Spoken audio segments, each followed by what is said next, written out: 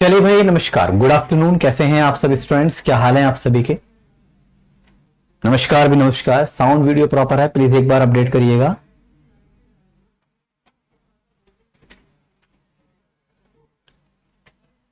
नमस्कार भाई, आ जाओ भाई, आ जाओ जल्दी, सारे स्टूडेंट्स आ जाओ फटाफट। कहानी को फिर हम स्टार्ट करते हैं आप सबके साथ मिलकर।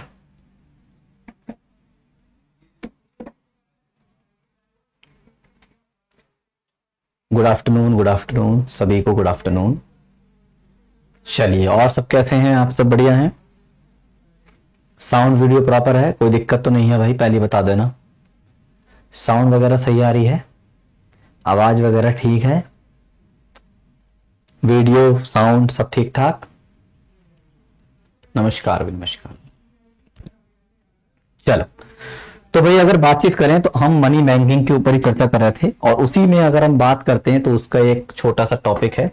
और आज मैंने बोला था भाई, इससे पहले हमने आपके साथ मिलकर मनी की कहानी खत्म कर लिया था, बैंकिंग की कहानी को भी मैंने आपको समझा दिया था, और मैंने आपसे बोला था कि आज जो है हम एक नया टॉपिक जो हमारा बैंकिंग से ही संबंध है ना, उसको पढ़ेंगे, और उसका नाम है माइक्रो फाइनेंस। क्या नाम है? माइक्रो फाइनेंस, है ना। अगर आप प्रीवियस ईयर क्वेश्चन देखोगे उठा के, तो यहां से आपको कई सारे क्वेश्चंस देखने को मिलेंगे जो आपके एसएससी की परीक्षाओं में पूछे जा चुके हैं, है ना। तो आज का जो सब्जेक्ट है या जो हमारा टॉपिक है वो जो स्टार्ट कर रहे हैं, छोटा सा टॉपिक है वैसे तो, अब छोटा हो चाहे बड़ा हो, क्वेश्चन तो क्वेश्चन ही है भाई, है ना। माइक्रो फाइनेंस, हिंदी में कहें तो इसे बोलते हैं सूक्ष्म वित्त। तो सूक्ष्म वित्त के नाम से इसे जाना जाता है। तो आज जो हम बात करेंगे कि आखिर ये माइक्रो फाइनेंस का मतलब होता क्या है, माइक्रो फाइनेंस होते क्या है, माइक्रो फाइनेंस इंस्टीट्यूशंस क्या होते हैं, काफी कुछ चीजें यहाँ पे सीखने की है ना। देखिए भाई, तो सबसे पहले मैं आपको एक छोटी सी बात बताना चाहूंगा कि आखिर ये है क्या, है ना। इसका मतलब क्या है, ये होता क्या है, इसका मीनिंग क्या है, क्यों इनकी रिक्वायरमेंट हुई, क्यों इनको जरूरत पड़ी, है ना, ये भी तो हमें जानना जरूरी है। देखिए भाई अगर आप ध्यान से देखेंगे तो ये शब्द खुद ही बता रहा है, माइक्रो फाइनेंस मतलब छोटे स्तर पर फाइनेंस करना, यानी कि सूक्ष्म स्तर पर वित्तीय सुविधाएं देना ही माइक्रो फाइनेंस है। अब प्रश्न ये है कि ये क्यों आया, है ना। चलो, अब मैं आपसे एक छोटा सा एक प्रैक्टिकली एग्जांपल लेके समझाने का प्रयास करता हूं। एक छोटा सा उदाहरण यही ले लेते हैं, यही समझा देंगे आपको।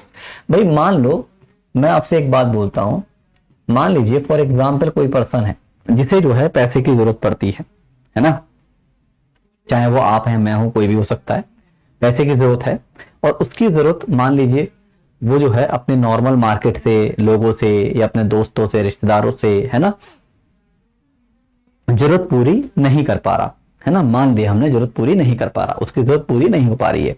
या ऐसे कह दो, एक उदाहरण के तौर पर मान लो किसी को घर लेना है, एक सिंपल वे में घर खरीदना है ना। तो सीधी सी बात है, ना तो रिश्तेदार काम आएंगे ना दोस्त काम आएगा वहां पे। भाई घर लेने के लिए मान लो 10 लाख रुपए की जरूरत पड़ रही है, तो 10 लाख रुपए कौन दे देगा, है ना। तो भाई हम और आप क्या करते हैं, हम और आपके पास एक बहुत अच्छा तरीका है कि भैया हम सीधे कहाँ भाग जाएंगे, बैंक भाग जाएंगे। कहाँ भाग जाएंगे? बैंक, है ना। सबसे बेस्ट है, हम बैंक चले जाएंगे और बैंक से जाके बोलेंगे भैया हमें घर लेना है, या जो भी चीज की जरूरत है उसके लिए हमें क्या दे दो। बैंक हमें क्या बोलेगा, हम आपको क्या दे देते हैं, लोन देंगे, है ना। यानी कि हम बैंक से लोन के लिए अप्लाई करेंगे, चाहे घर लेना हो, चाहे गाड़ी लेनी हो, कुछ भी लेना हो, तो हम लोन वगैरह ले लेते हैं, और लोन वगैरह लेके हम अपनी जरूरतों को पूरा कर सकते हैं, है ना। अच्छा बच्चों, चलो भाई, यानी कि हमें पता चला कि हमें और आपको पैसे की जरूरत होती है, और वो कहीं से जरूरत पूरी ना हो पाए, कहीं से जरूरत पूरी ना हो पाए तो हम बैंक जा सकते हैं, और बैंक में जाके लोन के लिए अप्लाई वगैरह कर सकते हैं, लोन ले सकते हैं, है ना। चलिए, अब आप मुझे एक बात बताइए मुझे भाई, जैसे कि अगर हम लोन को लेकर बात करते हैं, तो भाई आप ही बताओ, अगर हम बैंक से लोन लेते हैं तो क्या बैंक हमें जब लोन देगा तो क्या हमें कोई भी, चाहे वो किसी प्रकार का लोन हो, हम लोन की बात कर रहे हैं नॉर्मली, क्या हमें कोई चीज गिरवी वगैरह रखनी नहीं पड़ेगी? ये कुछ ना कुछ तो गिरवी रखना पड़ेगा, अरे हाँ, है ना। ठीक, यानी कि यहाँ पे अगर देखा जाए तो सबसे बड़ा एक प्रॉब्लम ये आ जाता है कि लोन लेना है तो सर हमें क्या चाहिए, कोई ना कोई सिक्योरिटी लेनी रखनी पड़ेगी। अब जैसे मान लो पैसे की जरूरत पड़ी आपको, है ना, तो आपने सोचा चलो भाई मेरे पास घर में ज्वेलरी है, सोना वोना है, आपने क्या करा, बैंक में जो है सोना गिरवी रख देते हैं, गोल्ड लोन जिसे आप बोलते हो, है ना, गोल्ड वगैरह गिरवी रख देते हैं, और गोल्ड वगैरह गिरवी रख के बैंक से हम पैसा उधार ले लेते हैं, है ना। तो आपने क्या करा, गोल्ड वगैरह गिरवी रखा और बैंक से गोल्ड लोन ले लिया, है ना। तो यानी कि अगर हम बातचीत करें तो हमें जब पैसे की रिक्वायरमेंट है तो हमें कोई ना कोई चीज गिरवी रखना पड़ता है। जैसे मैंने बोला भी था कोलेट्रल, याद होगा हमने पहले ही पढ़ाया था शायद आपको, है ना। कोलेट्रल कहते हैं, यानी कि किसी न किसी कोलेट्रल की रिक्वायरमेंट होती है जिसके अगेंस्ट हमें बैंक क्या करता है, लोन देता है। चलो कोई बात नहीं, तो हम किसी न किसी कोलेट्रल का इस्तेमाल करेंगे, किसी न किसी चीज का इस्तेमाल करेंगे जिसको गिरवी वगैरह रखते हैं, और गिरवी वगैरह रख के बैंक से अपनी जरूरतों के अनुसार पैसा उधार ले लेंगे। एक तरीका तो यह है। या तो बच्चों एक तरीका यह है लोन लेने का, या दूसरा तरीका यह है अगर आप चाहते हो कि मुझे कोई चीज गिरवी ना रखना पड़े तो आपके भैया सैलरी वैल्यू अच्छी होनी चाहिए। अरे हाँ है ना, सही बात है ना, इस सैलरी वगैरह भी तो अच्छी होनी चाहिए, जिसे हम बोलते हैं पर्सनल लोन। बच्चों पर्सनल लोन का नाम सुना है? अगर आप पर्सनल लोन लेते हो बैंक से तो हमें कोई भी चीज गिरवी नहीं रखनी पड़ती है ना। बिना किसी चीज को गिरवी रखे हम बैंक से लोन ले सकते हैं, जिसे हम पर्सनल लोन बोलते हैं। क्या बोलते हैं? Personal loan. तो पर्सनल लोन अगर आप लोगे तो वहां पे आपको कोई सिक्योरिटी नहीं रखनी पड़ती, लेकिन यहां पे कुछ शर्तें हैं। जैसे आपको पिछले 6 महीने की अपनी सैलरी स्लिप देनी पड़ती है। शायद पता हो आपको, तो अच्छी बात, नहीं तो मैं बता देता हूं, है ना। पिछले 6 महीने का जहां पे भी आप नौकरी करते हैं, जहां पे भी सरकारी नौकरी है चाहे प्राइवेट नौकरी है, तो 6 महीने की आपको कम से कम 6 सैलरी स्लिप देनी पड़ेगी।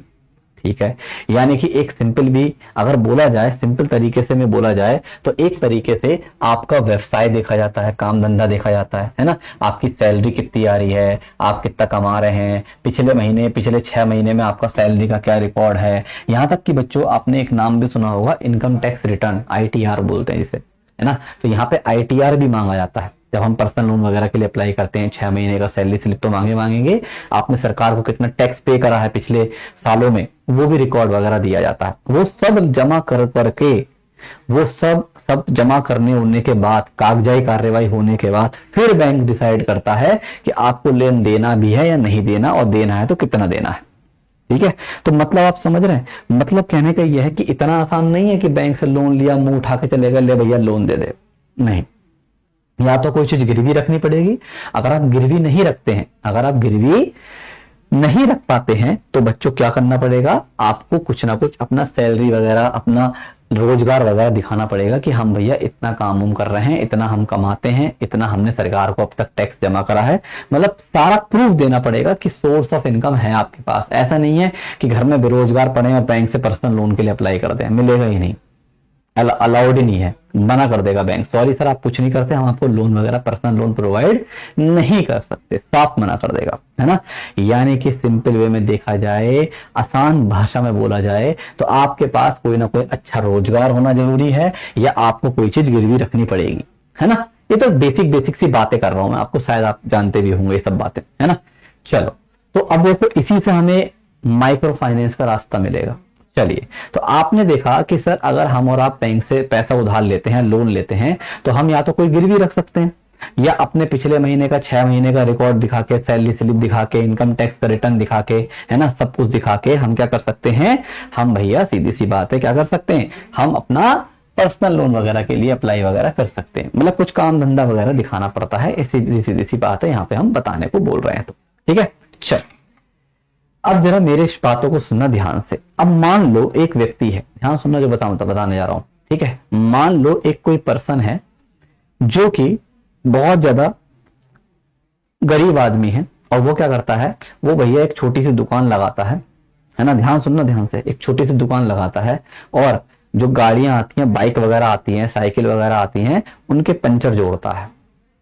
ठीक है, उसके पास रहने के लिए ना अपना घर है, किराए के मकान में रहता है, झुग्गी झोपड़ी टाइप की बना रखी है, भैया वहीं रहता है।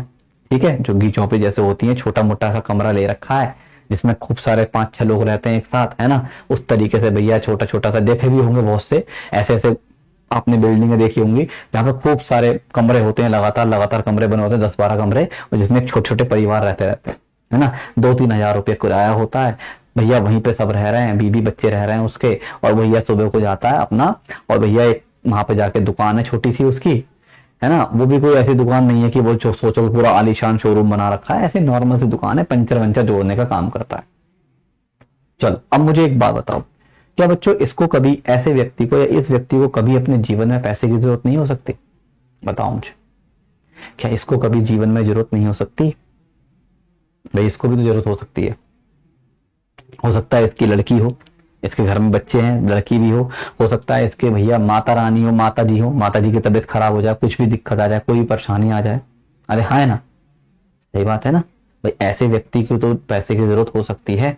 तो बच्चों अब आप मुझे बताओ, आपसे मैं एक छोटी सी बात पूछूंगा, अगर ऐसा व्यक्ति बैंक में लोन लेने जाएगा तो आप मुझे बताना क्या बैंक इसे लोन देगा? अब आप मुझे ये बताओ, अगर मान लो इसको पैसे की जरूरत पड़ गई और इसकी जरूरत कहीं से पूरी ना हो पाए, तो अगर ये बैंक में जाएगा तो क्या बैंक इसे लोन देगा? और लोन देगा तो किस आधार पर देगा? खुद सोचो, कैसे देगा लोन? भाई बैंक बोलेगा भैया ठीक है हम आपको लोन देंगे, आप बताओ क्या गिरवी रखोगे? बोला भाई साहब मेरे पास तो कुछ गिरवी रखने को ना मेरे पास घर है अपना, ना मेरी अपनी जमीन, ना मेरे बीबी के पास इतना सोना है, ना चांदी है, ना कंगन है, मैं तो कुछ गिरवी भी ना रख सकता। अब बताओ कैसे मिलेगा लोन? पहला चैलेंज, यानी कि उसके पास कोई सिक्योरिटी नहीं है। दूसरा चीज, अब बैंक बोलेगा ठीक है भैया आप बताओ क्या काम करते हो? बोला साहब जी मेरी तो छोटी सी दुकान है, पंचर जोड़ता हूं। अब बताओ मुझे, क्या इसके पास सैलरी स्लिप है? क्या इनकम टैक्स भर रहा है? क्या इसके पास कोई कागज है कितना कमाता है? अब बताओ मुझे, हो गया खेल खत्म। अब बैंक कैसे लोन देगा इसे? तो कॉमन सेंस की बात है, बैंक इसे लोन दे ही नहीं पाएगा, क्योंकि उसके पास कुछ है ही नहीं, बैंक कैसे दे दे? तो अब प्रश्न ये आया कि इस व्यक्ति को बैंक तो साफ मना कर देगा कि भैया हम आपको माफी चाहते हैं, हम आपको लोन नहीं दे सकते, क्योंकि ना तो आपके पास कुछ गिरवी रखने के लिए बचा है, अरे हाँ ना तो आपके पास कुछ गिरवी रखने के लिए है, और ना ही भैया आपके पास कोई ऐसी सैलरी स्लिप नहीं है, आपका कोई काम रोजगार व्यवसाय संगठित नहीं है, ऑर्गेनाइज वे में आप काम नहीं कर रहे हैं जिससे हम अनुमान लगा लें कि आप कितना कमाएंगे, कितना तनख्वाह भरेंगे, सरकार को अपने कितना धरा, है ना? फिर क्या करा जाए? अब वही तो बात है।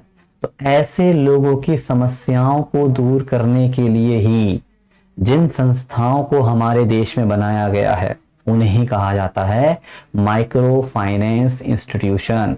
और ऐसे ही लोगों को लोन प्रोवाइड करना या ऐसे लोगों की जरूरतों को प्रोवाइड करना ही क्या कहलाता है? इसे ही कहते हैं सूक्ष्म वित्त या माइक्रो फाइनेंस। आया? यही तो है कॉन्सेप्ट, और क्या है? इतनी देर से क्या बताना चाह रहे थे हम? यही तो बताना चाह रहे थे। तो माइक्रो फाइनेंस क्या है? माइक्रो फाइनेंस एक ऐसी सुविधा होती है जिसमें हमारे देश के ऐसे लोगों को जो बेचारे ना तो कोई चीज गिरवी रख सकते हैं, ना उनके पास कोई रोजगार ऐसा है, काम धंधा प्रॉपर है, या उनके पास सैलरी स्लिप है, ना वो सरकार को टैक्स पे कर रहे हैं, तो ऐसे लोगों को सूक्ष्म स्तर पर, छोटे लेवल पर ऋण की सुविधा उपलब्ध कराना ही क्या कहलाता है? सूक्ष्म वित्त कहलाता है। और ऐसी संस्थाएं जो ऐसे लोगों को लोन प्रोवाइड करती हैं उन्हें ही कहा जाता है माइक्रो फाइनेंस इंस्टीट्यूशंस। क्लियर हुआ? तो ये बात समझ में आया? पहले मुझे बताओ हाँ या ना। क्लियर? तो पहले मुझे बताओ माइक्रो फाइनेंस क्या होता है, माइक्रो फाइनेंस की परिभाषा समझ में आ गई? क्या होता है जल्दी बोलो हाँ या ना। देखो यहाँ पे अगर देखोगे तो यही बात लिखी है, पारंपरिक बैंकिंग तक पहुंच से वंचित छोटे व्यवसाय और उद्यमों के लिए माइक्रो फाइनेंस एक वित्तीय सेवा है ना? छोटे व्यवसाय उद्यमियों का मतलब जैसे पंचर जोड़ने वाला हो गया, कोई रेड़ी लगाने वाला हो गया, सब्जी बेचने वाला हो गया, पकौड़े तल रहा है बेचारा, है ना? ये छोटे व्यवसाय तो है।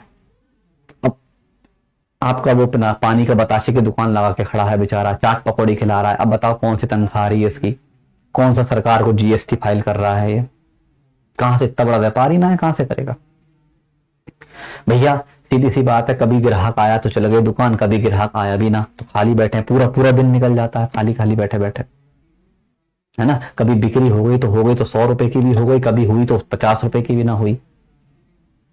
भाई काम तो काम है, लेकिन ये भी तो बेचारे इंसान हैं। अरे हाँ है ना, सही बात है। क्लियर? तो ऐसे लोगों को ही क्या करना, ऐसे लोगों को ही, ऐसे ही टारगेटेड पर्संस को ऋण देना या उन्हें फाइनेंसिंग सुविधाएं देना क्या कहलाता है? सूक्ष्म वित्त कहलाता है। और ऐसी संस्थाएं जो ये हमारे कार्य करती हैं उन्हें कहा जाता है माइक्रो फाइनेंस इंस्टीट्यूशन। क्लियर? या माइक्रो फाइनेंस संस्थाएं, सूक्ष्म वित्त संस्थाएं।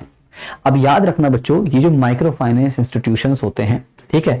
यहां पर अगर बात करें तो ये नॉर्मल बैंकों की भांति अगर बात करते हैं तो ये भी ब्याज लेंगे, ऐसा नहीं है इनसे ऋण नहीं लेते, वो इंटरेस्ट नहीं लेते, इंटरेस्ट लेते हैं।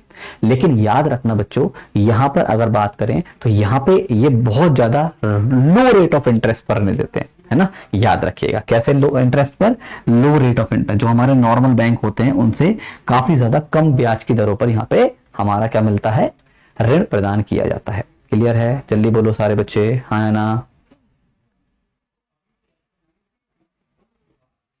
भैया देखो एक बच्चा क्या लिख रहा है, गोलगप्पा मोमोज बनाने वाला एक दिन का 3-4 हजार रुपए कमा रहे हैं तो उन्हें लोन मिलेगा सर। तो एक काम करो बेटा, तुम वहीं पे जाके रेडी लगा लो ना, 3-4 रुपए कमा रहे हैं तो तुम क्यों आई हो पढ़ने यहाँ पे। सही बात है बच्चों, भैया सीधी सी बात है, 3-4 हजार रुपए तुम्हें महीने की कमाई दिख रही है तो तुम एक काम करो यहाँ छोड़ो। तो भैया 4 हजार रुपए के हिसाब से 4×3=12, 1,20,000 रुपए महीने कमाई है तो छोड़ भाई पढ़ाई, इतनी तो सरकारी नौकरी में भी तनख्वाह ना है, लगा लो रेडी। काहे को टेंशन ले रहे हो यार, तुम्हें इतनी अच्छी कमाई नजर आ रही है तो क्यों टाइम बर्बाद कर रहे हो, पढ़ाई लिखाई कर रहे हो, मेहनत कर रहे हो। अरे तुम ही रेडी लगाओ भाई। भाई सही बोल रहा हूं बच्चों, गलत बता दो आप। जब तुम्हें लग रहा है इतना कमा रहा है तो तुम ही रेडी लगा लो ना यार। हमेशा दूसरे की कमाई अच्छी लगती है बेटा, सामने वाले की, अपनी कमाई बुरी लगती है। तो तुम लगा लो रेडी भाई, कोई तुम्हारे हाथ पैर बांधे किसी ने, बनाना नहीं आता तो कारीगर रख ले। अरे कारीगर रख ले, हर चीज बिकाऊ है भारत में, पैसा फेंको कारीगर आ जाएंगे 4 तुम्हारे पास। मोमोज क्या तुम्हें भी तलने लो तो अच्छे से, आओ जाओ काम करो, क्यों टाइम बर्बाद कर रहे हो ये सब यहाँ पे आके, ठेला वेला लगाओ यार, है ना।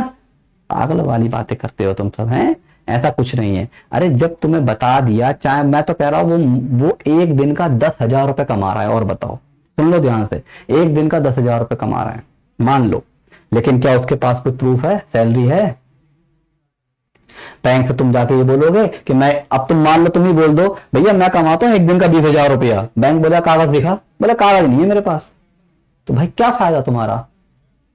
कागज मांगते हैं हर जगह कागज, हवाबाजी नहीं चलती है, याद रखना, हर जगह कागज मांगा जाता है। वो कहेगा दिखाइए आप अपने ट्रांजेक्शन दिखाइए, दिखाओ अपने कहां है तुम्हारे 20,000 रुपए पर डे के हिसाब से इनकम।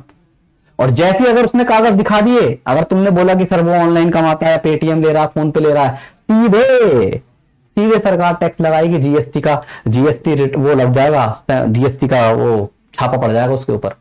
इतना कमा रहा है तू, ला बेटा जीएसटी भर, तुरंत 1 मिनट में सरकार लपेट देगी, जीएसटी का छापा पड़ जाएगा जीएसटी डिपार्टमेंट, अगर इतना कमा रहा होगा तो। पता है तुम्हें, सारी नजरें हैं आजकल सरकार की, पैनी नजरें, ये जो ऑनलाइन पेमेंट करते हो ना, एक एक रिकॉर्ड है सरकार के पास, कितना छाप रहे हो तुम। बचोगे नहीं, छोड़ेगी नहीं सरकार 1 मिनट में, सीधे जीएसटी का छापा पड़ेगा, चाहे तुम्हारा मोमोज का ठेला ही क्यों ना हो, कोई फर्क नहीं पड़ता। ठीक है, हाँ जी, कागज कागज कागज, बहुत बड़े खतरनाक कागज हैं। आइए आओ इधर आओ, शांति से पढ़ते रहो, जो बेटा पढ़ा रहा हूं उस पर फोकस करो, ठीक है, यहाँ फोकस करिए। आइए, तो मैंने क्या बताया कि सूक्ष्म वित्त क्या होते हैं, माइक्रो फाइनेंस क्या होते हैं, जो ऐसे लोग हैं जिनके पास कोई प्रॉपर रोजगार नहीं होता, जो अपना नॉर्मली काम धंधा, छोटा मोटा काम धंधा करके अपना व्यापार चला रहे हैं, घर परिवार चला रहे हैं, तो ऐसे लोगों को अगर पैसे की रिक्वायरमेंट होती है, ऋण की आवश्यकता होती है, तो उन्हीं के लिए बनाए गए हैं माइक्रो फाइनेंस संस्थाएं। और याद रखना, ये जो बच्चों हमारे माइक्रो फाइनेंस इंस्टीट्यूशंस होते हैं, याद रखिएगा, ये क्या करते हैं, ये नॉर्मल बैंकों की भांति बहुत ज्यादा कम ब्याज की दरों पर इन्हें ऋण वगैरह या लोन वगैरह प्रोवाइड करते हैं। ठीक है, पहली बात याद रखना, बहुत ज्यादा मिनिमम रेट ऑफ इंटरेस्ट होता है, यहां पर पहली बात आपको ध्यान रखना है। अब जरा थोड़ी सी कुछ बातों को समझने का प्रयास करना, क्योंकि यहां पर कुछ चीजें टेक्निकल चीजें आने वाली हैं। अब टेक्निकल चीजें कैसे आएंगी, जरा ध्यान समझेंगे। आइए देखिए, यहां पे अगर बात करा जाए तो यहां पे जो माइक्रो फाइनेंस होता है, इसमें 2 प्रकार की बैंकिंग शामिल होती है। कैसी, एक होती है बच्चों रिलेशनशिप बेस्ड बैंकिंग, और एक होती है ग्रुप बेस्ड मॉडल। याद रखना, ये 2 प्रकार से काम करता है। जो इंडिविजुअल्स के लिए होता है वो रिलेशनशिप बैंकिंग होती है, जो हमारी जैसे नॉर्मल हमें बैंक देते हैं ना, ऐसे यहाँ पे माइक्रो फाइनेंस वाला देते हैं। ठीक है, रिलेशनशिप बैंकिंग बोलते हैं उसे। और एक होता है ग्रुप मॉडल बेस्ड होता है, जिसमें क्या होता है, लोग अपने आपस में ग्रुप बना लेते हैं, है ना, ग्रुप बना के एक दूसरे के बिजनेस को आगे बढ़ाते हैं। तो ये 2 प्रकार से माइक्रो फाइनेंस हमारे काम करते हैं, पहली बात। अब सबसे पहले एक काम करना है, भाई ये तो हमने जाना कि आखिर माइक्रो फाइनेंस है क्या। बेसिक सी बात जानिए, अभी बहुत कुछ चीजें जाननी है इसमें, लेकिन सबसे पहले थोड़ा सा इसका इतिहास जान लो। क्यों? क्योंकि आपके परीक्षा में जो क्वेश्चन आए हुए हैं इसके इतिहास को लेकर भी पूछे गए कि आखिर माइक्रो फाइनेंस का शुरुआत हुआ तो हुआ कैसे, क्या इसका इतिहास रहा है ना। आइए तो थोड़ा सा यहाँ पे रट्टा वाली चीजें आएंगी, रटने वाली चीजें आएंगी जो आपको ध्यान रखनी पड़ेंगी। क्यों? क्योंकि भैया इतिहास है तो इतिहास में तो कुछ नाम ऐसे मिलेंगे जो आपको याद ही रखने पड़ेंगे। आइए नंबर फर्स्ट, पहला क्वेश्चन एसएससी सीजीएल का यही था कि बताओ माइक्रो फाइनेंस का ओरिजिन कब हुआ। तो याद रखना 19वीं सदी के मध्य हुआ। पहला क्वेश्चन यही आया हुआ है, उठा के देख लेना, मिल जाएगा प्रीवियस ईयर क्वेश्चन। ये पूछा गया था कि माइक्रो फाइनेंस की उत्पत्ति कब हुई, तो याद रखना 19वीं सदी के मिड में हुई थी, याद रखेंगे पहली बात, है ना। अब जरा ध्यान रखना, अब पहली बार हमारे दुनिया में अगर बात करें तो इस प्रकार के विचार को लाने वाला व्यक्ति कौन था, देखो लिखा हुआ भी है, the concept of providing minor credit, इसे माइक्रो फाइनेंस को माइनर क्रेडिट कहते होंगे पहले, गरीब लोगों को देने का, लिएंडर स्पूनर। याद रखना, बहुत अच्छा क्वेश्चन है, ये आ सकता है, लिएंडर स्पूनर। तो लिएंडर स्पूनर ने सन 1800 में इस प्रकार के कॉन्सेप्ट को जन्म दिया, है ना, कि मतलब जो गरीब लोग हैं, जो बेचारे बहुत पुअर पर्सन है, जिनके पास कोई चीज गिरवी रखने की नहीं होती है, तो ऐसे लोगों को ऋण देने का जो विचार दिया सबसे पहली बार किसने दिया, लिएंडर स्पूनर ने दिया। कब दिया? 1800 में दिया, पहली बात। अब याद रखना, इन्हीं के विचारों पर हमारे वर्ल्ड में पहली बार, पूरी दुनिया में पहली बार पहला कोऑपरेटिव बैंक बनाया गया, है ना। और वो कहां बनाया गया? जर्मनी में बनाया गया। और किसके द्वारा बनाया गया? इनका नाम याद रखेंगे, फ्रेडरिक विलियम रायफिनेस, है ना, याद रखना ये नाम, फ्रेडरिक बाबू, फ्रेडरिक ने बनाया था। किसने बनाया था? फ्रेडरिक विलियम रायफिसेन एक व्यक्ति है, ये एक व्यक्ति का नाम है। इन्होंने ही दुनिया में पहली बार जो कृषि से संबंधित लोगों को ऋण देने के लिए, है ना, तो इस प्रकार से पहली बार जर्मनी में फर्स्ट टाइम दुनिया में क्या बनाया? पहला कोऑपरेटिव बैंक बनाया, जिनका मेन लक्ष्य था कि ऐसे लोगों को फाइनेंस मिलना चाहिए। क्लियर है? बात समझ में आया? मतलब आप समझ रहे हैं कि माइक्रो फाइनेंस की जो उत्पत्ति हुई, उसका जन्म कैसे हुआ, आखिर ये माइक्रो फाइनेंस आया कैसे दुनिया में, है ना। तो एकदम से तो था नहीं, कोई आएगा माइक्रो फाइनेंस हो गया तो खत्म नहीं ना भाई, कहीं से तो शुरुआत हुई होगी, कहीं से तो लोगों ने देखा होगा कि इसकी जरूरत कैसे बनी, कैसे तो इसका आधार बना। तो इसका आधार यही है। तो इसका आधार 19वीं शताब्दी के समय हुआ, 19वीं सदी के समय देखा गया। लिएंडर स्पूनर ने सबसे पहली बार प्रयास करा, है ना। फिर बाद में हमारे फ्रेडरिक जी आए और उन्होंने दुनिया में पहली बार जर्मनी में क्या करा, एक किसानों को ऋण देने के लिए एक कोऑपरेटिव बैंक बनाया, जिसका मुख्य लक्ष्य किसानों को आगे बढ़ाना था, है ना। अब आएगा मोस्ट इंपॉर्टेंट पॉइंट। आइए, अब पहली बार जो ये शब्द है माइक्रो फाइनेंस, ये किसने इस्तेमाल करा? तो याद रखना बच्चों, मोहम्मद यूनुस, नाम सुने उनका, मोहम्मद यूनुस वही व्यक्ति हैं बच्चों, इन्हें ही कहा जाता है माइक्रो फाइनेंस का जनक, फादर ऑफ माइक्रो फाइनेंस। याद रखना, मोस्ट इंपॉर्टेंट। ये वही व्यक्ति है जिन्हों के ही विचारों पर हमारे देश में ग्रामीण बैंकों का जन्म हुआ है। ग्रामीण बैंकों का जन्मदाता भी यही है इंसान, यही व्यक्ति है जिसने पहली बार माइक्रो फाइनेंस को लेकर बात करी, और इन्होंने ही फिर ग्रामीण बैंक मॉडल दिया, और इन्हीं के ही प्रयासों से भारत में हमने ग्रामीण बैंक बनाने शुरू करे। याद रखना, मोहम्मद यूनुस जी ये बांग्लादेश के हैं, याद रखना, है ना। और इन्होंने बच्चों बांग्लादेश में ग्रामीण बैंकों की स्थापना करी 1970 में, ठीक है। और यहीं से एक शब्द आता है जिसे हमने क्या कहा, माइक्रो फाइनेंस कहा। Most important question for your exam, पता नहीं कितनी बार आ चुका है, कई बार पेपर में क्वेश्चन ये पूछा जा चुका है, बहुत इंपॉर्टेंट है ना। क्वेश्चन ऐसी आया हुआ है कि बताइए भाई, आपका ये जो हमारे, हाँ बिल्कुल ठीक है, मोहम्मद यूनुस जी का नाम जरूर याद रखना, बहुत इंपॉर्टेंट है, बिल्कुल आप जानते भी हैं, ठीक। यही वो व्यक्ति हैं जिन्होंने पहली बार दुनिया में किसको लेकर बात करी थी, माइक्रो फाइनेंस को लेकर बात करी थी, है ना। बांग्लादेश से संबंधित हैं, ठीक, हाँ जी बिल्कुल ये वही हैं, ठीक है, बांग्लादेश से संबंधित हैं। और इन्हों के ही विचारों से हमारे क्या हुए, ग्रामीण बैंकों का जन्म हुआ। जो ग्रामीण बैंकों का जन्म भी जो हुआ है ना, मोहम्मद यूनुस जी के ही विचार थे। ये क्वेश्चन भी आता है, आया हुआ क्वेश्चन एसएससी में कि बताइए भारत में ग्रामीण बैंकों के, हाँ अर्थशास्त्री तो हैं, ये इकोनॉमिस्ट, नोबेल प्राइज भी मिला है ना, काफी अचीवमेंट्स हैं इनके, आप जानते ही हैं, है ना। ये पूछा गया कि भारत में जो ग्रामीण बैंकों का जो मॉडल आया है संसार में, वो बताइए किसके विचारों पर आधारित है? वो हमारे मोहम्मद यूनुस जो के ही विचारों पर आधारित है, याद रखना, ठीक है। तो माइक्रो फाइनेंसिंग के जनक कह सकते हो इन्हें, माइक्रो फाइनेंस के जनक के रूप में किसे जाना जाता है? मोहम्मद यूनुस जी को ही जाना जाता है, ठीक है। तो ये कुछ चीजें हैं इनके इतिहास से संबंधित, एक तरीके से हिस्ट्री समझ सकते हो कि ऐसे ऐसे इसका जन्म हुआ, फिर हमारे मोहम्मद यूनुस जी ने जो है हमारे माइक्रो फाइनेंस या ग्रामीण बैंकों के नीति के बारे में विचार प्रस्तुत करा, है ना। उसी के बाद इनके प्रयासों से क्या हुए, हमारे पूरे वर्ल्ड में माइक्रो फाइनेंसिंग का प्रचार होना शुरू हुआ और ग्रामीण बैंकों का निर्माण होना शुरू हुआ। अब याद रखना बच्चों, जो माइक्रो फाइनेंस होते हैं इसके कुछ मॉडल हैं। अब ये मॉडल भी आपकी परीक्षाओं में आए हुए हैं। आइए, ये 4 मॉडलों पे काम करता है। कितने मॉडल पे काम करता है?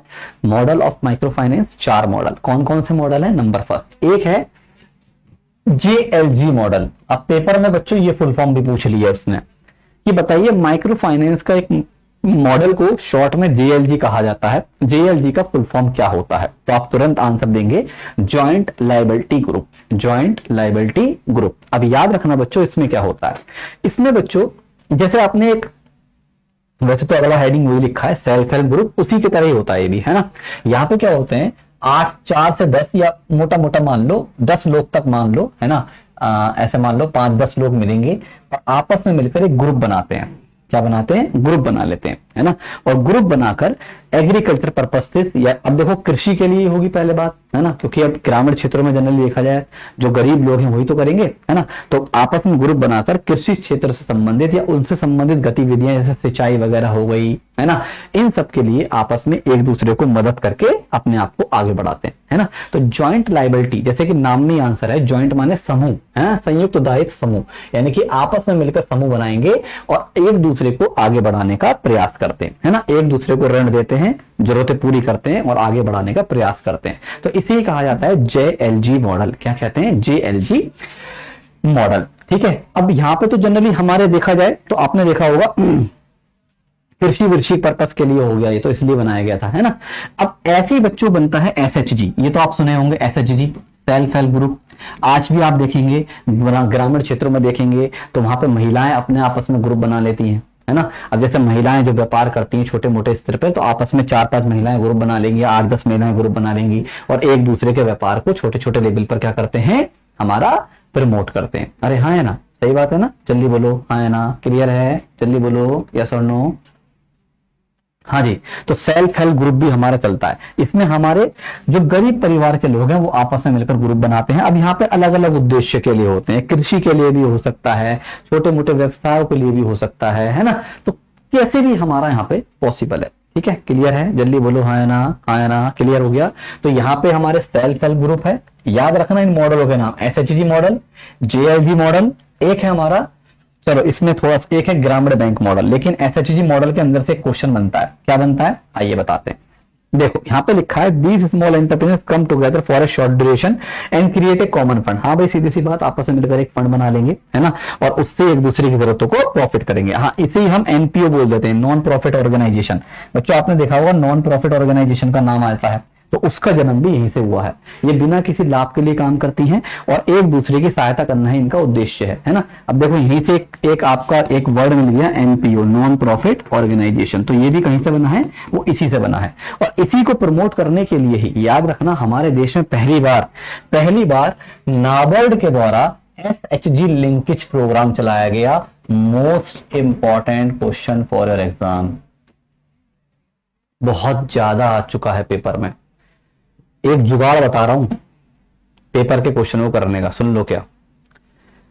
कभी भी पेपर में सेल्फ हेल्प ग्रुप का क्वेश्चन आ जाए, SHG का क्वेश्चन आ जाए, ध्यान सुनना, कभी भी पेपर में SHG का क्वेश्चन आ जाए और अगर उसमें पूछ ले वो कौन सा संस्थान है जिसके द्वारा SHG को प्रमोट करने का प्रयास किया गया, तो लिख लेना आंसर नाबार्ड ही होगा, सिर्फ नाबार्ड।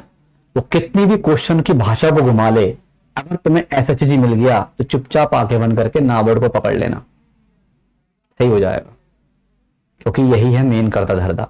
तो नाबार्ड ने ही हमारे एसएचजी बैंकिंग लिंकेज प्रोग्राम चलाया है, ठीक है, जिसने इन एसएचजी को प्रमोट करने में काफी मदद भी करी है। याद रखना, एसएचजी जहां दिख जाए तो नाबार्ड को आप दोस्ती कर लो, खेल खत्म। एसएचजी और नाबार्ड ही साथ साथ चलेंगे। अब पेपर में तुम्हें ऑप्शन में लिखेगा, सिडबी लिखेगा, आरबीआई लिखेगा, परेशान करने के लिए लिखेगा, लेकिन आप आंखें बंद करके नाबार्ड को पकड़ लेना, ठीक है, क्योंकि नाबार्ड का बहुत बड़ा योगदान है सेल्फ हेल्प ग्रुप को आगे बढ़ाने में। क्लियर हो गया? चले, तीसरा मॉडल है बच्चों ग्रामीण बैंक मॉडल।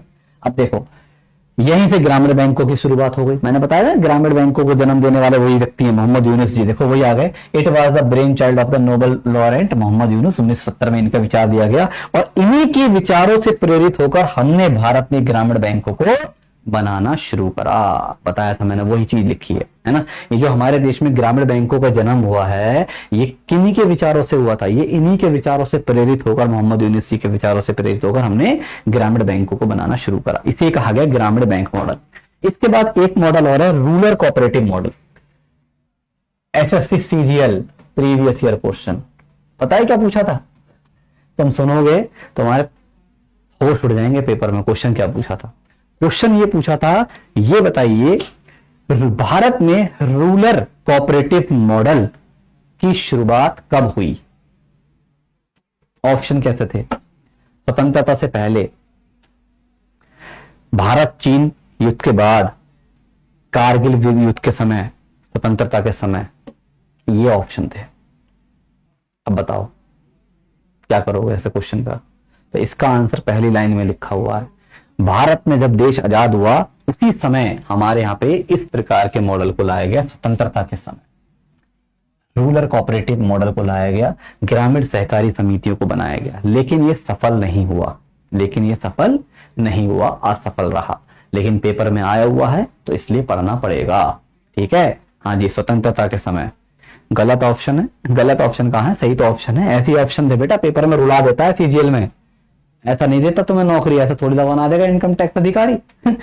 बाल की खाल निकालता है बिल्कुल अंदर तक, है ना। उसमें ऐसी था, स्वतंत्रता से पहले, स्वतंत्रता के समय, इंडिया चाइना वॉर के बाद, ऐसे करके 4 ऑप्शन बना रखे थे। तो अब जिसने पढ़ा है तो खेल खत्म, जिसने नहीं पढ़ा उसका खेल गया, हो गया खेला, है ना। तो इसका सिंपल वे में आप याद रखना, at the time of independence, जब देश आजाद हुआ था तो आजादी के समय रूरल कोऑपरेटिव सोसाइटीज को लाया गया था। लेकिन ये बाद में क्या हो गए? ये हमारे फेल हो गए, ये हमारे सफल नहीं हो पाए, है ना। लेकिन पेपर में आया है तो इसलिए हमें थोड़ा सा ध्यान रखना पड़ेगा। तो टोटल मिला के कितने मॉडल देखे हमने बच्चों? टोटल मिला के 4 मॉडल है। एक का नाम है जेएलजी, एक का नाम है एसएचजी, एक का नाम रूरल कोऑपरेटिव और एक का नाम है ग्रामीण बैंक मॉडल, है ना। एक का नाम है ग्रामीण बैंक मॉडल,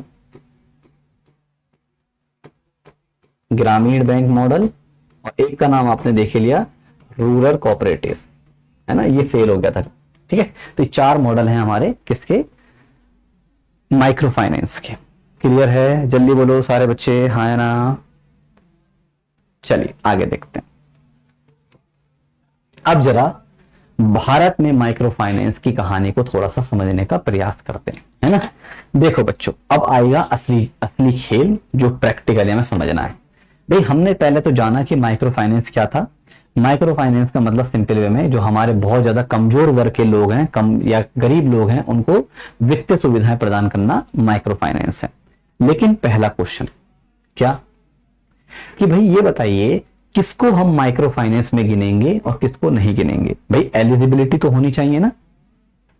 अभी मान लो कोई व्यक्ति पूछे कि क्या मैं माइक्रो फाइनेंस का ऋण लेने के लिए सक्षम हूं, तो हम उसका आधार क्या बताएंगे? आधार तो होना चाहिए। तो देखो आधार क्या है, याद रखना।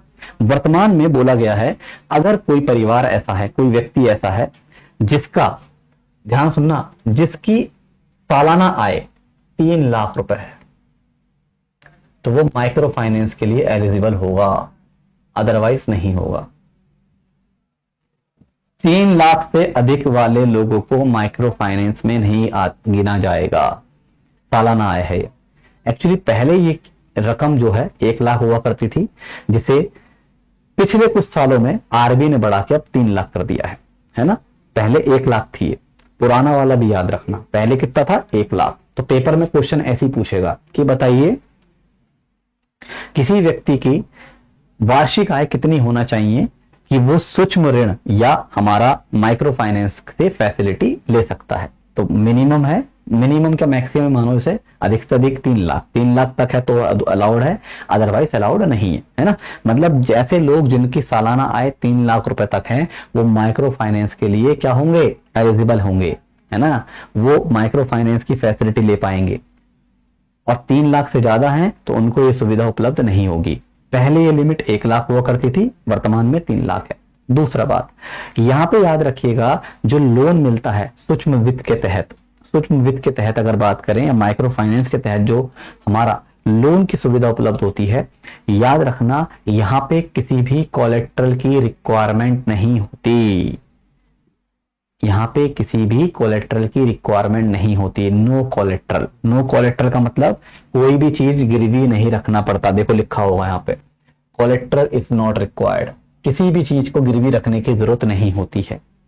और याद रखना इनका एक मैक्सिमम टाइम होता है जिसे रीपेमेंट पीरियड बोलते हैं, ठीक है, पुनर्भुगतान, वापस जमा करने का। यानी कि लोन जो मिलता है वो भी यहाँ पे एक मैक्सिमम टाइम के लिए मिलता है। अब ऐसा नहीं है कि 2 साल के, वो 5 साल के लिए ले लो या 10 साल के लिए ले लो, नहीं, मैक्सिमम 36 मंथ, कितने महीने, 36 महीने, यानी कि 3 साल हो गया, है ना।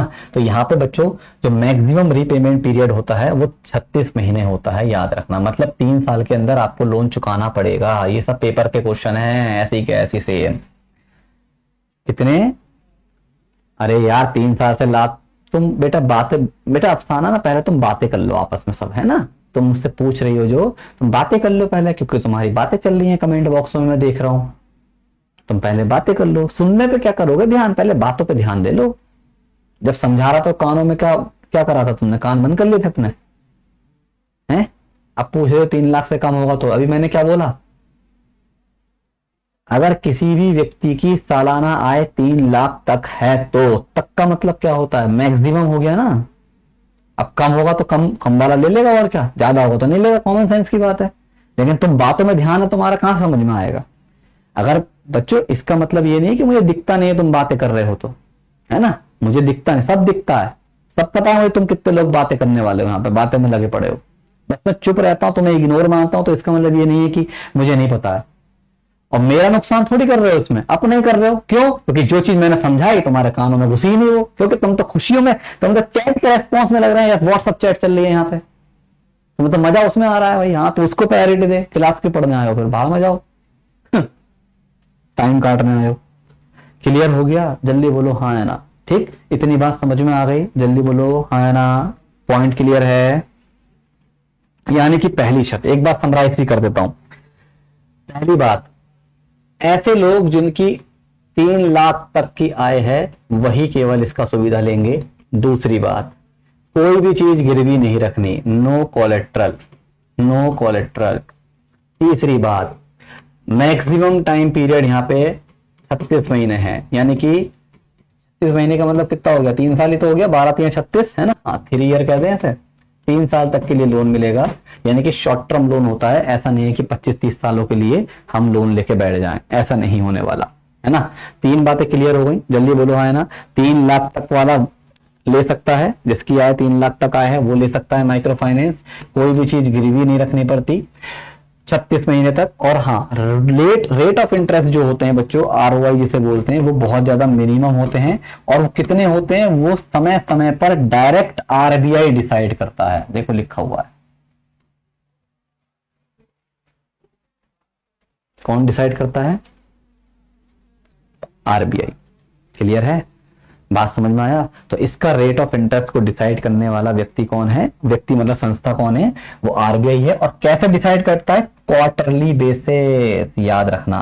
यानी कि हर 3 महीने में आरबीआई की गाइडलाइंस आती हैं, है ना, हर 3 महीने में आरबीआई की गाइडलाइंस आती हैं। और गाइडलाइंस आने के बाद जो भी गाइडलाइंस के आरबीआई के अकॉर्डिंग रेट ऑफ इंटरेस्ट होगा, उसके अनुसार ही आपको माइक्रो फाइनेंस इंस्टीट्यूशंस आपको ये लोन प्रोवाइड करेंगे।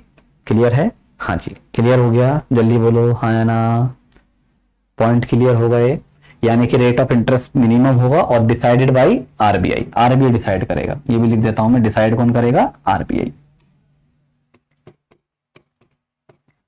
यहां पे अपने मन से हमारे माइक्रो फाइनेंस इंस्टीट्यूशन डिसाइड नहीं करते, आरबीआई डिसाइड करता है, और जो उसने बना रखा होगा रूल, जो भी अपडेट्स आती हैं आरबीआई की तरफ से, उन्हीं की हिसाब से क्या होगा, हमारा यहाँ पे लोन वगैरह दिया जाता है। और अधिकतम सीमा 3 साल है, 3 साल से ऊपर के लिए लोन नहीं होता। अब देखो लिखा भी है, interest rate and other charges on micro finance should be reasonable and the RBI will conduct supervisor examination. आ गया ना, आ गया खुद ही, यानी कि सीधी पैने निखाएं यहाँ पे आरबीआई की रहती हैं। क्यों? क्योंकि कहीं इसे तुम कमाई का जरिया ना बना डालो, इसलिए। क्योंकि हमारे देश में तो हर कोई कमाई का जरिया बना देता है ना, बैंकों की तरह, है ना। पता चला माइक्रो फाइनेंस इंस्टीट्यूशन ने भी सोचा कि चलो भैया माइक्रो फाइनेंस तो हमें लाइसेंस मिल गया है, अब लोन बांट के खूब कमाएंगे, तो इसलिए भैया आरबीआई ने पहले बोला है चिंता मत करो, मैं देखूंगा बेटा, रेट ऑफ इंटरेस्ट मैं ही बताऊंगा, इसे कमाई का जरिया नहीं बनाने दूंगा। क्यों? क्योंकि भैया अगर तुम इसे भी कमाई का जरिया बना दोगे तो बेचारा तुम दे ही क्यों रहे हो सुविधा। सही बात है ना, तुम दे ही क्यों रहे हो सुविधा। सही बात है, क्लियर है। चलिए आई, बहुत बढ़िया, आगे चलते हैं। ये मैंने आपको सारी बातें बता दी, यहां तक की कहानी आपको समझ में आ ही गई होंगी। अब जरा ये पॉइंट समझने वाला है, थोड़ा ध्यान से सुनना। आइए जरा ध्यान सुनिएगा। देखो यहाँ पे एक लाइन लिखी है, ये वैसे क्वेश्चन आया नहीं है अभी तक तुम्हारे पेपर में, लेकिन आ सकता है, डीप क्वेश्चन है, लेकिन सीजीएल वालों के फेवरेट है, आ सकते हैं। सीजीएल का टॉपिक फेवरेट टॉपिक है ये, है ना, कई क्वेश्चन आते हैं पेपर में यहां से। The limit on the outflow on account of repayment of monthly loan, repayment of monthly loan obligation of a household as a percentage of monthly household income, ये बताता हूं इसका मतलब, shall be subject to limit of a maximum 50% of monthly household income। मतलब क्या है इसका, ये भी थोड़ा सा बता देते हैं बच्चों। यहां पे एक्चुअली ये जो, जैसे कि अब आप मान लीजिए किसी व्यक्ति ने लोन लिया, एक एग्जांपल ले लो, किसी व्यक्ति ने माइक्रो फाइनेंस का लोन लिया, है ना। अब भाई सीधी सी बात, 36 महीने के लिए मिलेगा, है ना, 36 मंथ के लिए मिलेगा। उसने 36 महीनों के लिए लोन ले लिया, तो भाई 36 महीनों में जब लोन ले लिया है तो क्या होगा, उसकी किस्त बनेगी नहीं बनेगी, जल्दी बोलो, हाँ है ना, क्लियर, किस्त बनेगी नहीं बनेगी, है ना। आई, तो उसकी किस्त बन गई। अब बच्चों जब किस्त बनेगी, जिसे हम ईएमआई बोलते हो, जिसे हम किस्त को आसान भाषा में क्या बोलते हैं, ईएमआई बोलते हैं, बोलते हैं नहीं बोलते हैं, तो हर महीने की किस्त होगी, जल्दी बताओ, हाँ है ना। यानी कि भाई सीधी सी बात, वो एक साथ थोड़ी जमा कर देगा सारा पैसा, है ना भाई, धीरे धीरे करके देगा, किस्तों में देगा। तो ये जो बात बोली गई है ना, ये किस्त को लेके ही बोली गई है। क्या बोली गई है, यहां बोला गया है कि जो किस्त होगी, ध्यान सुनना, जो किस्त होगी वो जो उसकी परिवार की इनकम है, परिवार की इनकम है, ठीक है। जैसे मान लीजिए फॉर एग्जाम्पल कोई व्यक्ति है जिसके परिवार की इनकम, मान लो उदाहरण के तौर पर उसकी इनकम जो है, भाई फैमिली इनकम भी तो होगी, देख लिखा ना, house hold income. House hold income जो होगी उसकी, मान लीजिए उसकी घर की जो आय है 15,000 है, ठीक है, 15,000 है। तो ये कह रहे हैं कि जो किस्त की ईएमआई जो होगी वो इस तरीके से करनी है कि इसके 50% से ज्यादा ना हो, इसके 50% से ज्यादा ना हो। मतलब समझ रहे हो, ऐसा नहीं हो सकता कि पता चला बैंक ने लोन बांटा और ईएमआई बांध दी इसके लिए 10,000 रुपए की, ऐसा नहीं हो सकता। आया समझ में, 50% से कमी होगी जो उसकी मंथली आय होगी। भाई जब तो वो जमा कर पाएगा बेचारा सही से, खाएगा क्या ना। तो अगर मान लो लोन बांटा 10,000 रुपए की तुमने किस्त बना दी, तो खाएगा क्या वो, मैक्सिमम 50% तक होगी जो उसकी आय है घर की, उससे कम हो सकती है, ज्यादा नहीं हो सकती। आया समझ में, ये है कहने का मतलब। ऐसा नहीं होना चाहिए कि आपने किसी को लोन बांटा माइक्रो फाइनेंस के तहत और उसकी किस्त इतनी बना दी कि उसकी जो घर की आय है उसकी आधी से ज्यादा किस्त आप उससे मांग रहे हो। हाँ 50% तक, अधिक से अधिक 50% तक, अप टू, मैक्सिमम का मतलब होता है बच्चों अप टू, मैक्सिमम मतलब अधिक से अधिक, हिंदी में लिख देता हूं, अधिक से अधिक 50% तक। अधिक से अधिक का मतलब तो समझ गए अब, मैक्सिमम है 50% तक, है ना। अधिक से अधिक 50% तक हो सकता है, लेकिन इससे ज्यादा तो दूर तक नहीं होगा, पॉसिबल ही नहीं है। क्योंकि भाई कॉमन सेंस की बात है, अगर आप इतना जो है कर देंगे तो वो बेचारा भरेगा कैसे किस्त वो। अरे हाँ है ना, सही बात है ना, क्लियर है, जल्दी बोलो हाँ है ना। इतनी बात समझ में आ गई तुम्हारे? यस और नो?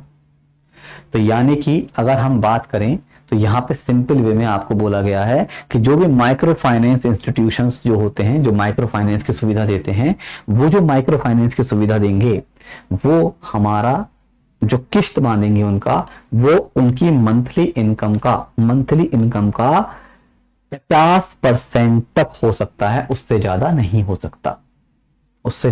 सकता, बस 50% तक हो सकता है, उससे कम हो सकता है, अधिक से अधिक 50% तक। ऐसा नहीं है कि आप 15,000 या 20,000, मान लो किसी की पूरे महीने की आय आ रही है, पूरे घर में 20,000 रुपए आते हैं और तुम उससे बोल दो कि भाई 12,000 रुपए ईएमआई भर, नहीं, ऐसा नहीं हो पाएगा।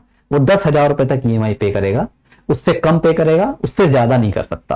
क्लियर? ये कहने का मतलब है, ऐसा मैंने नहीं बोला, ये आरबीआई की गाइडलाइंस है, आरबीआई ने बना रखे कि आपको इस तरीके से उसका ईएमआई बनाना होगा कि वो इजीली पे कर सके, है ना, इजीली पे कर सके। कॉमन सेंस की बात है, अगर वो पे ही नहीं कर पाएगा तो कैसे हो पाएगा? अरे हाँ है ना, जल्दी बोलो, हाँ है ना, क्लियर है? चलो आगे देखते हैं। अब आता है एनबीएफसी एमएफआई। चलो ये बताते हैं, पहले इससे बताओ, पहले इतनी बात समझ में आ गई? पहले मुझे बताओ, हाँ है ना, इतनी बात क्लियर है? अब कुछ लोग पूछ रहे हैं, मुझे समझ में नहीं आ रहा बेटा, क्या तुम सुन रहे हो मेरी बातों को, समझ रहे हो? अरे भैया यहाँ पे बैंक कहां से आ गया, मुझे समझ में नहीं आ रहा। वसीम जी पूछ रहे हैं, सर कोई भी बैंक दे सकता है ये क्या? बेटा बैंक कहां से आ गया यहाँ पे? बैंकों की तो बात कर ही नहीं रहा। बच्चों एक बात बताओ, अगर बैंक ये दे रहा होता तो माइक्रो फाइनेंस इंस्टीट्यूशन खुलते ही क्यों?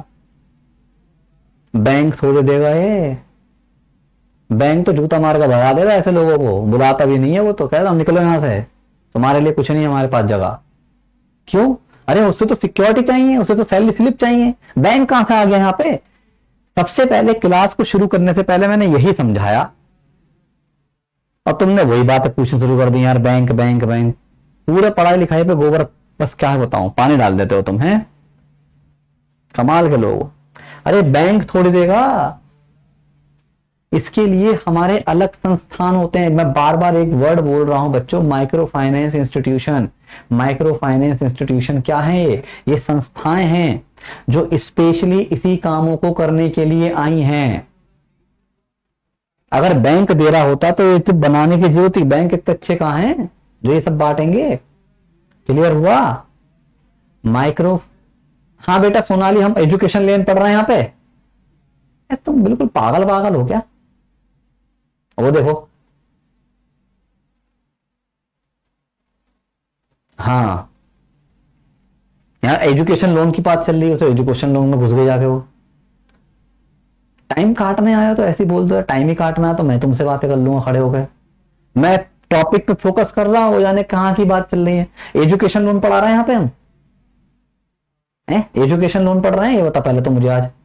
अगर मैं एजुकेशन बताऊंगा तो कल को बोलेगी कि सर जी गाड़ी लेनी है तो उसका लोन बता दो। एक काम करो, टॉपिक बंद करके पहले लोन लोन खेल लेते हैं। टॉपिक चल रहा है माइक्रो फाइनेंस, और तुम्हारे पेपर में पूछेगा एजुकेशन लोन कैसे लेते हैं, ये बताओ पहले मुझे। आज पेपर में क्वेश्चन आएगा एजुकेशन लोन कैसे लेते हैं, ये पूछेगा पेपर में। पूरा का पूरा टॉपिक का जाने क्या कर दिया तुमने यार, रुला देगा। टॉपिक पेपर में आता है तो याद रखना, मजाक नहीं कर, रुला देता है, आंखों में आंखों आ जाते हैं इस क्वेश्चन के पेपर के, जब पेपर में आते हैं इसके क्वेश्चन।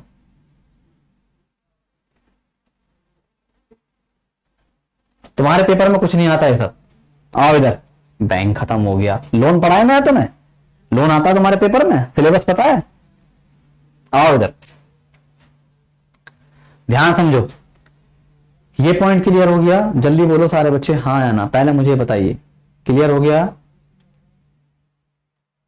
आओ अब मैं एक छोटी सी चीज बताने जा रहा हूं, एक ऐसी चीज जो बहुत इंपॉर्टेंट भी है। आओ ध्यान सुनना। सबसे पहले अब देखो भाई, जैसे कि अभी हमने देखा कि जो हमारे माइक्रो फाइनेंस है ना, सूक्ष्म वित्त की सुविधा है। एक बात तो क्लियर हो गई होगी कि हमें बैंक नहीं मिलेगा, ये बैंक हमें प्रोवाइड नहीं करते। क्लियर है? सबसे बड़ी बात, ठीक है, बैंक ये सुविधा प्रोवाइड नहीं करते हैं। ठीक है, पहली बात ये हो गई। दूसरी बात यह है कि अब इन्हें कौन प्रोवाइड करेगा, तो इनके लिए बच्चों हमारे यहाँ पे स्पेशली संस्थान है जिन्हें बोलते हैं MFIN। MFIN का मतलब होता है micro finance institution, full form भी याद कर लेना, पेपर में आती है, माइक्रो फाइनेंस इंस्टीट्यूशंस बोलते हैं इसे। तो ये जो माइक्रो फाइनेंस इंस्टीट्यूशंस होते हैं, यही वो संस्थाएं होती हैं जो हमारे देश में लोगों को सूक्ष्म वित्त की सुविधा प्रदान करती हैं, है ना।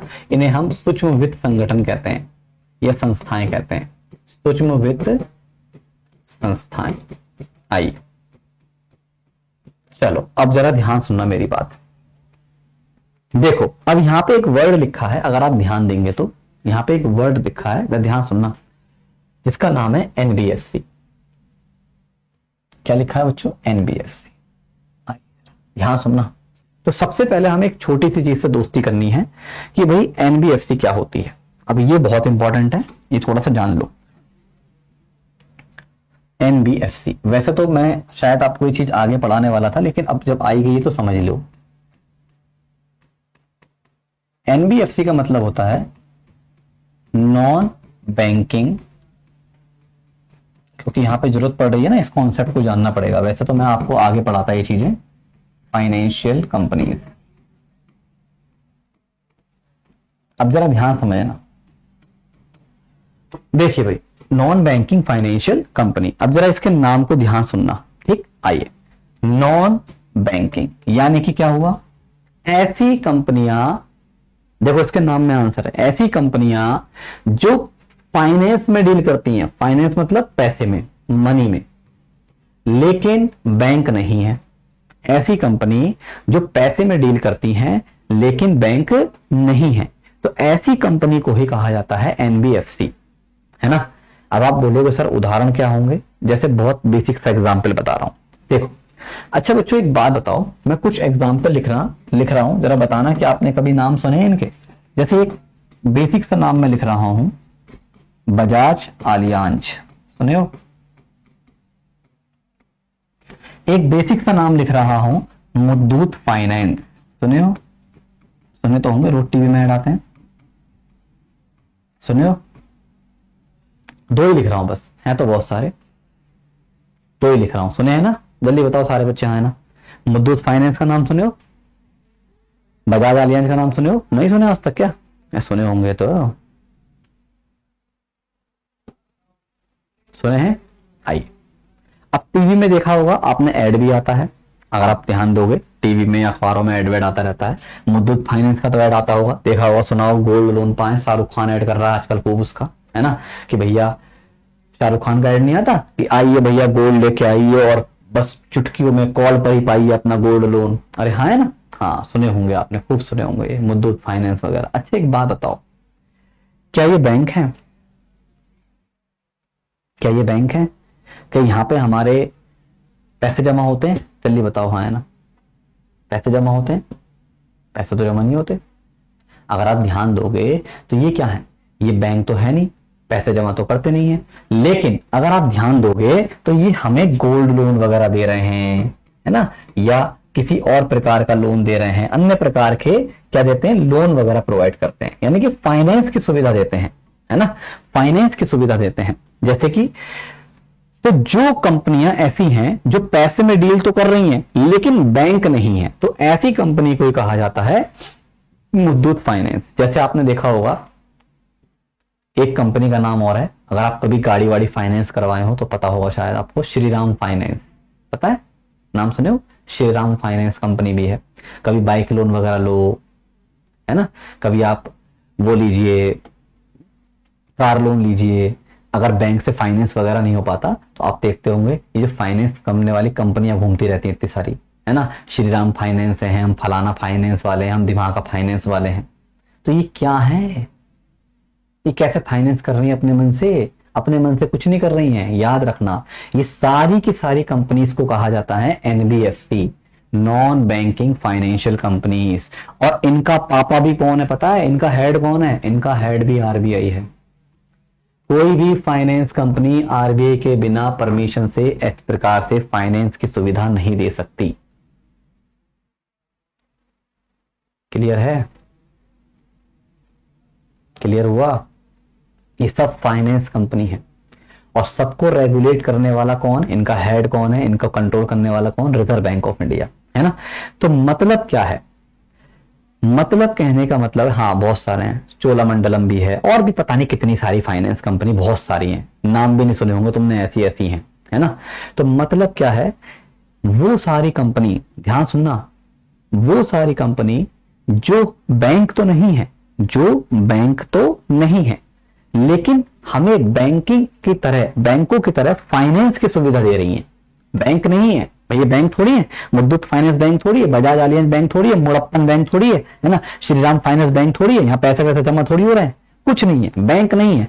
लेकिन बैंकों की तरह हमें क्या करती हैं, हमें फाइनेंस की सुविधा प्रोवाइड करती हैं। क्या करती हैं, फाइनेंस की सुविधा प्रदान करती हैं, हमें लोन प्रोवाइड करती हैं, है ना, हमें लोन प्रोवाइड करती हैं। तो ऐसी कंपनीज को ही बोलते हैं एनबीएफसी। आजकल आपने देखा होगा कई सारे मोबाइल एप्लीकेशन भी आ गए हैं, धनी ऐप, नाम सुने हो, धनी ऐप, चुटकियों में लोन पाए, टीवी में ऐड आता है, खूब सारे एप्लीकेशन आप मोबाइल से डाउनलोड कर लेते हो, है ना, करते हो ना, है ना, फोन में आते रहते होंगे ईमेल, अगर आपको लोन पाना है तो 10 सेकंड में लोन पाए, फलाना फाइनेंस, ढिमाका फाइनेंस, नवी ऐप, फलाना ऐप, ढिमाका ऐप, ये सब क्या है, एक पैसा कैसे बांट रही है, कैसे बांट रही है भाई पैसा, ऐसे थोड़ी बांट लेंगी। सबको कंट्रोल, रेगुलेट, परमिशन देने वाला कौन, आरबीआई। और ये सब एनबीएफसी होती हैं और जो किससे रजिस्टर्ड है, आरबीआई से रजिस्टर्ड है। बहुत सारे एप्लीकेशंस आजकल तो हर चीज मोबाइल से हो जाती है ना बच्चों, तो इसलिए उनके ऐप आ गए हैं। आप, हाँ, नवी पर्सनल लोन आ गया, देखो लिखा है प्रदीप जी ने, नवी पर्सनल लोन। तो ये कैसे बांट रहा है नवी पर्सनल लोन, तो अपने मन से थोड़ी बांट रहा है, ये हमारा क्या कर रहा है, ये एक एनबीएफसी के तौर पर काम कर रहा है, नॉन बैंकिंग फाइनेंशियल कंपनी के तौर पर काम कर रहा है ना। तो क्लियर हो गया? तो पहले मुझे बताओ, सारी बातें समझ में आ गए, यस और नो, हाँ या ना, बहुत सारे हैं, अब सबके नाम थोड़ी लिखता रहूंगा, कॉन्सेप्ट समझ गए, कॉन्सेप्ट क्या है। तो ये सब क्या होते हैं, वो सारे कंपनी जो हमें फाइनेंस देती हैं लेकिन बैंक नहीं है, उन्हें कहते हैं एनबीएफसी। खेल खत्म, इतनी सी बात याद करो। अब जरा सुनिएगा ध्यान से। अब आरबीआई ने बोला कि अगर कोई एनबीएफसी ऐसी है जो कि माइक्रो फाइनेंस की तरह काम करना चाहती है, किसकी तरह काम करना चाहती है, एनबीएफसी एमएफआई, याद रखना, यही एनबीएफसी जो होती हैं ये चाहे तो माइक्रो फाइनेंस इंस्टीट्यूशन की तरह काम कर सकती हैं। तो वो एनबीएफसी जो माइक्रो फाइनेंस में डील करती हैं उन्हें कहा जाता है एनबीएफसी एमएफआई। क्या कहते हैं, एनबीएफसी एमएफआई कहते हैं। अब सीधी सी बात है, एनबीएफसी एमएफआई बनना होगा तो कोई ना कोई शर्तें तो होंगी आरबीआई की, है ना, आरबीआई की कोई ना कोई शर्तें तो होंगी, ठीक है। तो आरबीआई ने यहां पे कुछ शर्तें रख रखी हैं, आरबीआई ने यहां पे कुछ शर्तें रख रखी हैं जिनको फॉलो करके हमारे NBFC company as a NBFC MFI की तरह काम कर सकती हैं। तो हमें अब क्या करना होगा, थोड़ा सा उन शर्तों को समझना होगा, ठीक है। तो मैं सोच रहा हूं उसे कल ही बता दें, क्योंकि अभी आपकी क्लास दूसरी भी होगी शायद, मुझे लग रहा है, क्योंकि टाइम भी खत्म हो गया। फिलहाल चलो ये तो समझ में आ गया ना एनबीएफसी क्या होती है, मुझे आगे पढ़ाना भी था, समझ में आ गया वैसे, जल्दी बोलो हाँ है ना, क्लियर है। फिर यहाँ पे थोड़ा सा टेक्निकल शब्द आएंगे, कुछ चीजें समझानी पड़ेंगी, टेक्निकल वर्ड्स हैं, क्लियर है। इतना रहने दे फिर आज की कहानी, चलो आज इतना रहने देते हैं, ठीक है। लेकिन हाँ एक काम करना, जितना मैंने पढ़ा दिया यहाँ तक की कहानी मेजरली हमने पढ़ा दी, घर पे एक बार रिवाइज कर लें, क्योंकि यहाँ से क्वेश्चंस आते हैं, याद रखना, पहले बता रहा हूँ। प्रीवियस ईयर उठा के देखना, आपको बहुत सारे क्वेश्चन यहीं से देखने को मिल जाएंगे जो अब तक हम पढ़ चुके हैं, ठीक है। चलिए, तो नहीं है आज छुट्टी है बेटा, मेरी तो क्लास है ना, तुम्हारी छुट्टी है, मेरी छुट्टी थोड़ी है, मेरी दूसरी क्लास है, मुझे तो वो लेनी है, ठीक है। चलिए, तो कल हम बात करेंगे इससे आगे की कहानी को लेकर कि अगर कोई NBFC as a micro finance institution की तरह काम करती है तो उसका क्या प्रोसीजर रहता है ना, कैसे कैसे उसे फॉलो करने पड़ते हैं नियम, ठीक है। चलो पढ़ के आइएगा, बाय बाय, टेक केयर, जय हिंद, जय भारत।